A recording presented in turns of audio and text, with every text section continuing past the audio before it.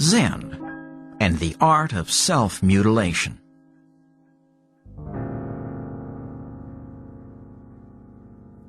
This is adapted from a letter Jed McKenna wrote in reply to a self-professed serious seeker who made an impassioned offer to turn over his belongings and himself in exchange for being accepted as Jed's student. Dear William, you don't need to add me to your equation. You need to subtract yourself. Begin by re-examining your assumptions. It's clear from your letter that you consider yourself a serious person, a serious seeker. That's the first assumption you'll want to challenge. You're sure that a serious seeker is what you are, and you think, I see you that way too. But this is not the case. I know serious when I see it, and I know a hand puppet of Maya when I see it. You think you're on top of something, but the only thing to be on top of is Maya, and she's on top of you like a house on a mouse. This may appear to be the ultimate sacrifice, a grand act of selflessness, but it's really the ultimate entrenchment. Fear gone haywire, ego solidifying its hold for decades to come. This isn't how you surrender the self. This is how you abandon it, abdicate responsibility for your own life. I understand this can be a very tempting response to a very perplexing challenge. Nevertheless, your gesture suggests that you're in an uncomfortable place. Good for you. That's always the best place to be. Being so uncomfortable means you'll soon have to move. That's good. That's the motivation that drives the journey of awakening. It's a series of steps, none taken voluntarily, all necessitated by the kind of discomfort that causes you to write your letter to me. The motivation behind your letter is good, but throwing yourself at me is not a solution. What would I do with you? What possible instruction could I give? Maybe I would tell you to cut off 1 ounce of your body every day until you can answer the question, what is true? Any ounce, as long as it's an ounce. That should bring you quickly into focus, light a fire under you. If you had to do this, cut off 1 ounce of your body every day, how much time do you think you would waste on meditation, on attending satsang or reading the latest spiritual bestseller? Not bloody much.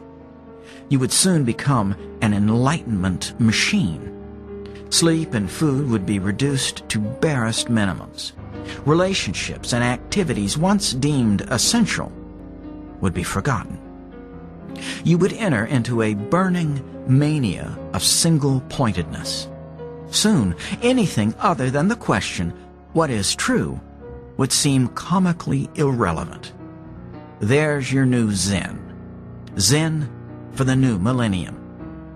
It would be interesting to see how many sand gardens and books of pithy aphorisms the self-mutilation approach sells. What is true? That's the only koan there is, the only one anyone ever needs. Every day you don't answer this question, another ounce. Take a moment to think about what it would mean to have to sit down with a scalpel at a certain time every day and amputate 1 ounce of your body. You would quickly have to learn things about asking and answering, about how the process works and doesn't work, about how to help it and how to get out of its way. You would have to learn how to unlearn and you would need access to a tremendous amount of resources in order to accomplish such an unlearning. You would discard clever spiritual concepts for cold facts, pretty Eastern vocabulary for words of scientific precision.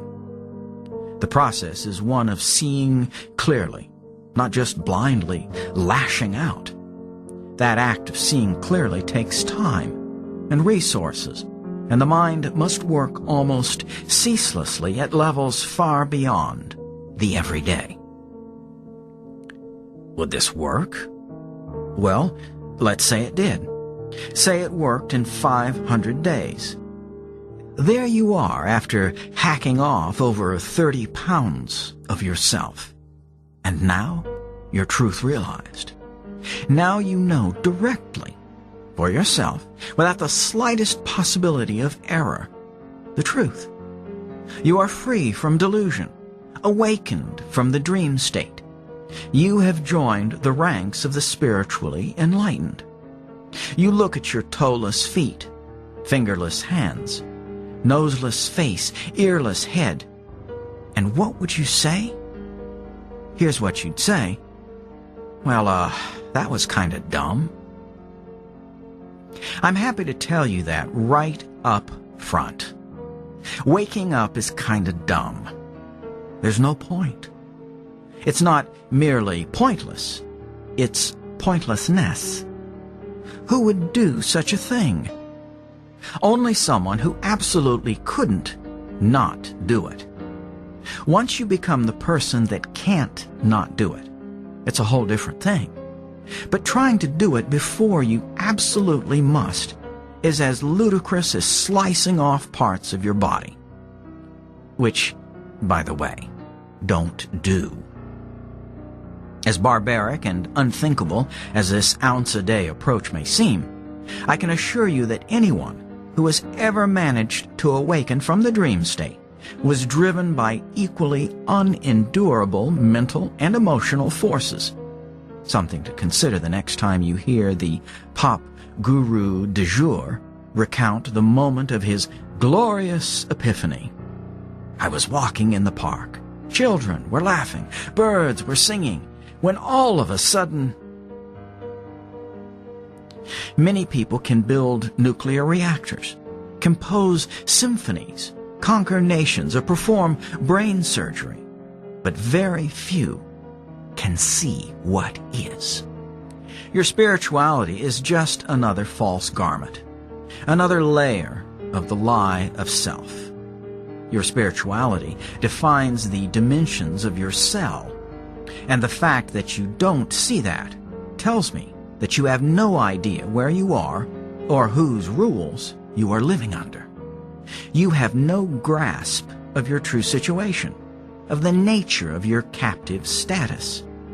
You're clinging desperately to your lies, shielding them with emotional energy. Why? Because these lies are you. They are who you are. You don't have imperfections. You are imperfections. Ask yourself why you even write to me. What's the point? None of what I'm saying is new to you. And yet, here you are, writing impassioned letters to me, trying to stand your lies back up on their feet. Who you are is a lie. That's a fact.